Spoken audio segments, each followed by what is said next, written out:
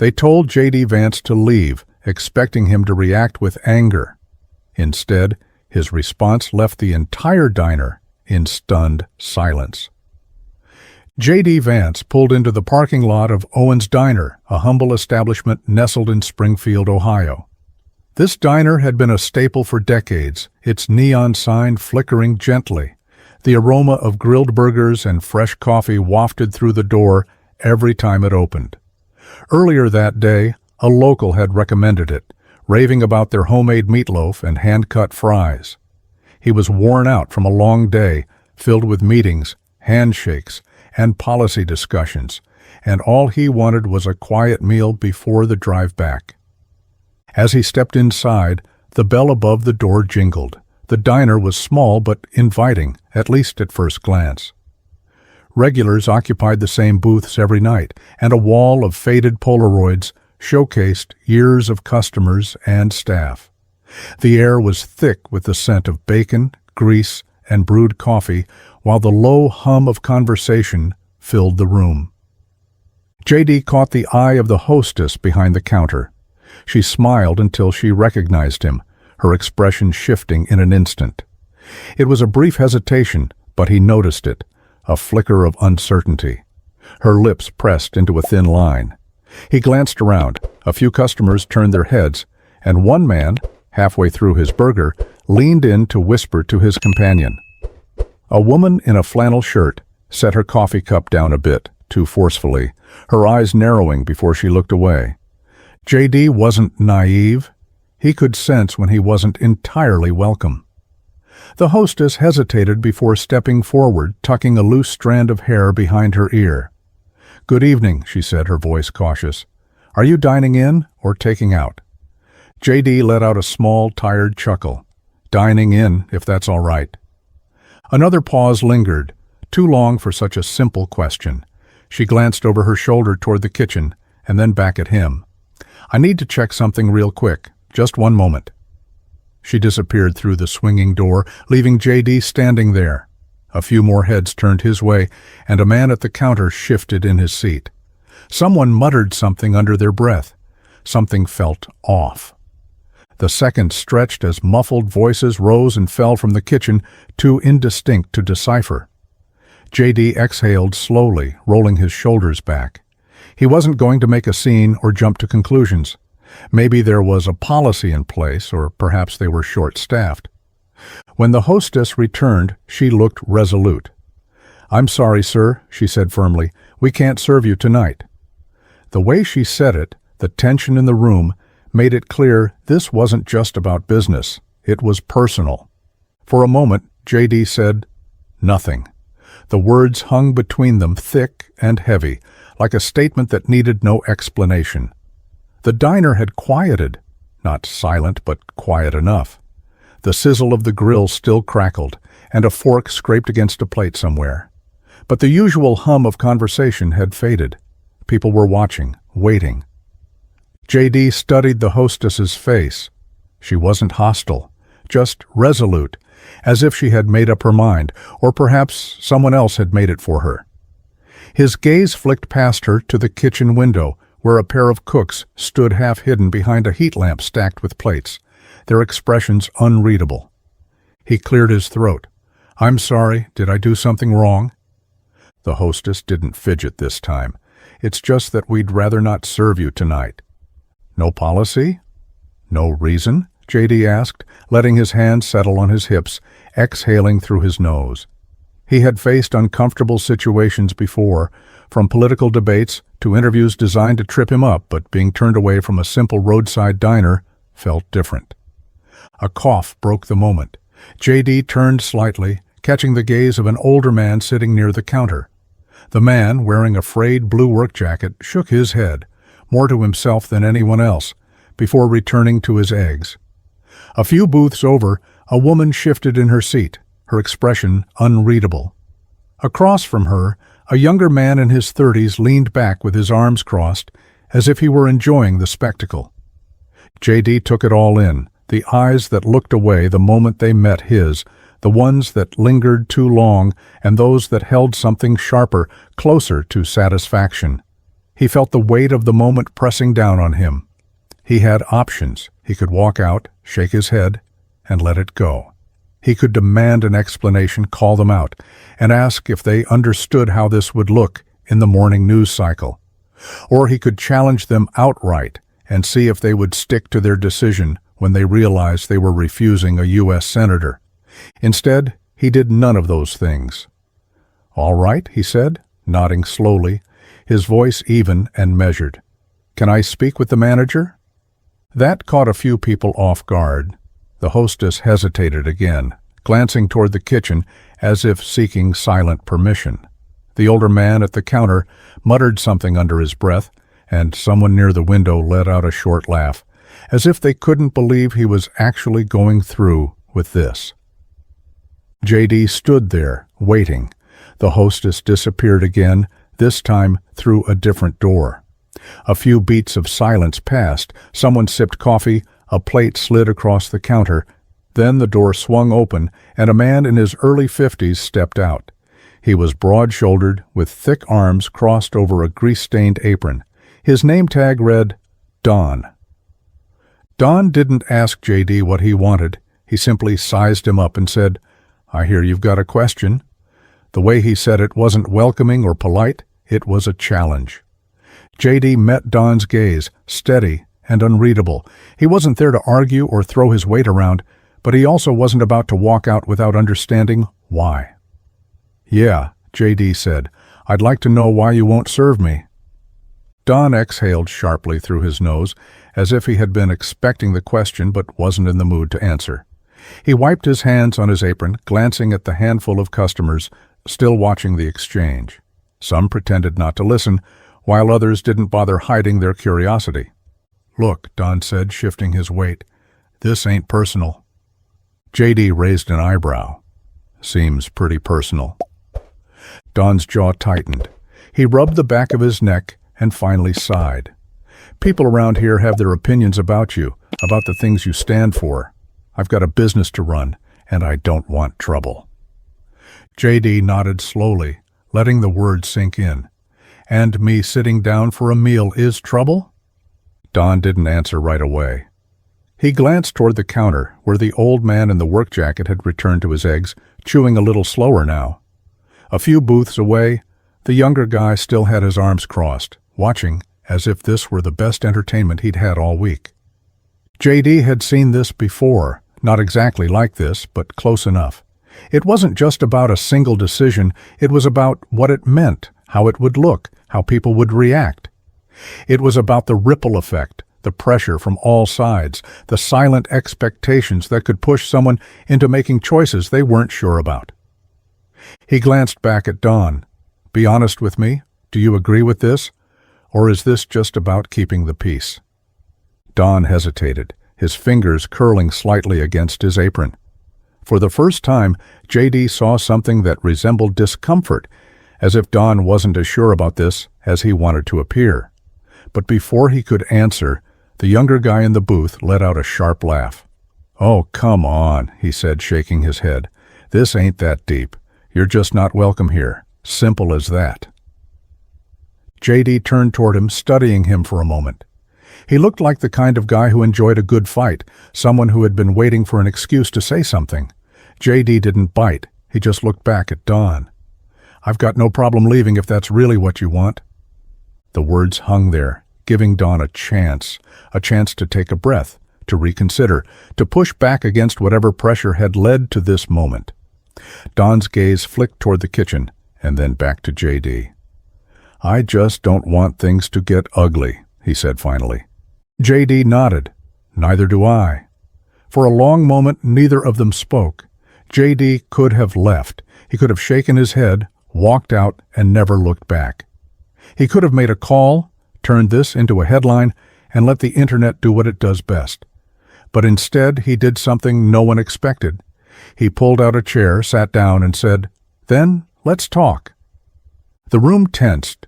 JD didn't slam the chair down or puff up his chest. He simply sat, resting his hands on the table as if he had all the time in the world. The diner wasn't used to this. Confrontations usually ended quickly, with one side storming out or shutting down. But this wasn't that. Don looked at him for a long moment, then let out a slow exhale. Talk, he repeated, as if the word itself didn't belong here. JD shrugged. You don't want me here, I get that. What I don't understand is why. So, let's talk about it. A low chuckle came from the younger guy in the booth. Man, this guy's got nerve. JD ignored him. Don pulled out the chair across from JD but didn't sit down. Instead, he leaned on it, arms resting against the back. His apron was still dusted with flour, likely from the morning shift. I run a business, Don said finally. I don't pick fights, I don't want headlines, but I've got a community to think about. JD nodded. All right, so tell me, what does this community think about me? Don looked over his shoulder, almost as if he were waiting for someone else to answer that question. The waitress by the counter shifted uncomfortably, and the man in the work jacket kept his eyes down, but his fork hadn't moved in a while. Then Don looked back. People here don't like politicians. They don't trust them. And some of the things you've said, some of the things you've stood for, it doesn't sit right with folks. JD leaned back slightly. Fair enough. But you don't know me, do you? Don hesitated. Not personally, no. Then tell me, JD continued, if I were just some guy walking in here, not someone you've seen on TV, would we even be having this conversation? Silence stretched as JD let the quiet linger, watching Don's expression shift just slightly. Not a full change, but something had cracked, even if it was small. But then, from the back of the room, the younger guy scoffed. This isn't about TV, man. It's about people knowing who you really are. JD turned toward him. And who am I? The guy grinned, finally getting the attention he craved. You're the guy who acts like he understands regular people, but you play politics like everyone else. JD nodded slowly, considering that. All right, he said. Then tell me, what do you think I should have done differently? The guy blinked, clearly not expecting that response. You want me gone? JD continued. Fine, but you've got the floor. Say what you need to say. The diner was dead silent now. Even the kitchen had gone still, no plates clinking, no orders being called out. Don sighed, rubbing the back of his neck. This ain't what I expected tonight. JD cracked a small, tired smile. Me neither.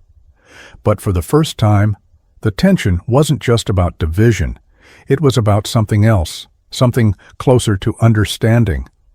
The diner wasn't just quiet now, it was watching. Even those who had pretended not to care were listening, sneaking glances over their plates.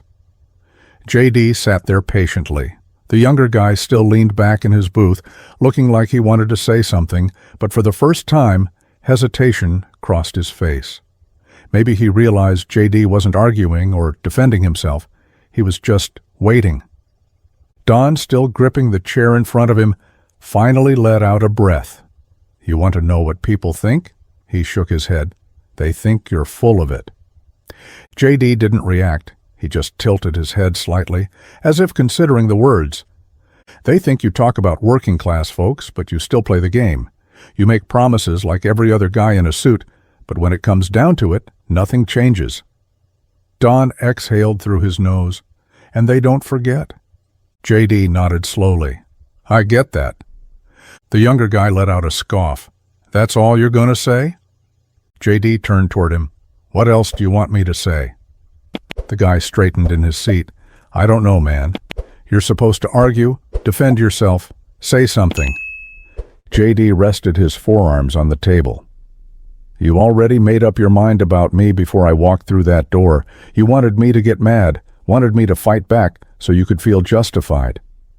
The guy's mouth opened slightly, but nothing came out. JD continued, his voice steady.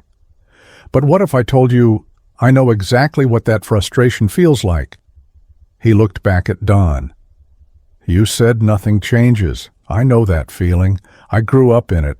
I watched people around me get left behind. Hell, I felt left behind. And yeah, I went to school, did things people never expected me to do, but that doesn't mean I forgot. Don's fingers tapped against the chair, his expression unreadable, but he didn't look dismissive. He looked thoughtful. JD glanced around the diner. "You don't have to agree with me. I'm not here to change your minds. But I walked in here as a customer, not a politician, just a guy looking for a meal." A pause, then from the counter, the old man in the work jacket muttered, "Damn shame when a man can't even get a burger." The tension cracked slightly. A few people smirked, and even Don let out a small chuckle, shaking his head. JD turned back to him. "So what now?" Don exhaled, running a hand over his face. He looked toward the kitchen, where the cooks were still watching, then back at JD. "I'll tell you what," Don finally said. "You sit here and finish this conversation. And if by the end of it I don't think you're just another guy talking a good game, maybe, just maybe, I'll have my waitress bring you a menu." JD nodded, a small smirk tugging at the corner of his mouth. "Sounds like a deal." For the first time that night, the room didn't feel divided. It felt like something else, something closer to a conversation.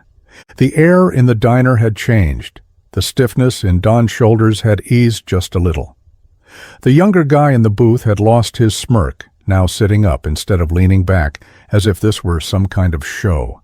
Even the customers who had stayed quiet, who had just been watching from the sidelines, seemed less certain of their own judgments. JD leaned forward slightly. "All right," he said, voice calm. "Let's finish this conversation." Don exhaled, dropping into the chair across from him. He looked tired, not the kind of tired that comes from a long shift, but the kind that settles deep in a person, the weight of years of expectations, of feeling like the world isn't listening. "I'll be honest," Don said, rubbing his hands together. "I don't know if you're the guy people think you are. I don't know if you're really looking out for folks like us, or if you just know how to talk a good game." JD nodded. "Fair enough?" Don studied him. "What I do know is that around here, people have long memories. They remember every promise made to them, every time someone shook their hand, looked them in the eye, and said they'd do something, only to walk away and never come back." JD tapped a knuckle against the table, thinking, "I don't blame them for that." Don huffed out a laugh, shaking his head. "That's the problem. Nobody ever does." A beat passed. Then, from the counter, the old man in the work jacket spoke again. "I worked 35 years in a factory. 35 damn years." He set his coffee down with a soft thunk.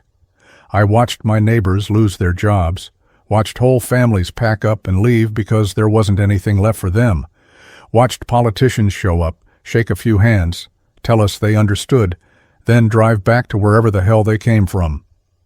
JD met his eyes. "And do you think I'm one of those politicians?" The old man stared at him for a long time, then shrugged. "I don't know, but I can tell you one thing. You're the only one who stuck around to listen." That landed. The waitress behind the counter shifted, glancing toward Don. The two cooks in the kitchen exchanged looks. Even the younger guy in the booth, who had been the loudest critic, suddenly had nothing to say. JD let the silence settle, then turned back to Don. "So what's it going to be?"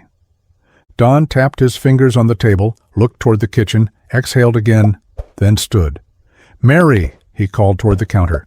"Get him a menu." A ripple of surprise passed through the diner. The younger guy scoffed, but he didn't argue. The waitress, Mary, hesitated for only a second before reaching for a laminated menu and walking it over. JD took it with a small nod of thanks. "Appreciate it." Don shook his head, half in amusement, half in disbelief. "I still don't know if I like you." JD smiled, flipping open the menu. "That's all right. I don't need everyone to like me." Don let out a short chuckle, then turned toward the kitchen. "All right, boys, fire up the grill." And just like that, what started as a refusal turned into something no one in that diner would forget. The tension had faded, not completely, but enough for the clinking of forks against plates to return, enough for the low murmur of conversation to slowly rebuild itself. JD sat at the booth, menu in hand, but he wasn't reading it.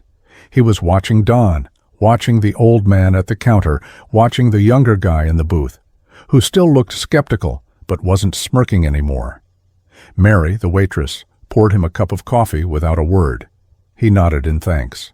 She hesitated for half a second, then muttered, "We make it strong here." JD took a sip and raised an eyebrow. "I can tell." A few people chuckled. It wasn't much, but it was something. Don was still standing by the kitchen, arms crossed, watching JD as if he were trying to figure out what to make of him. Finally, he sighed and walked back over. "All right," he said, dropping into the seat across from him again. "Since you're here, tell me something." JD set the menu down. "What's that?" Don tilted his head slightly. "You ever had this happen before?" JD thought about that. Not just the rejection, because rejection was part of the job. People loved you one minute, hated you the next.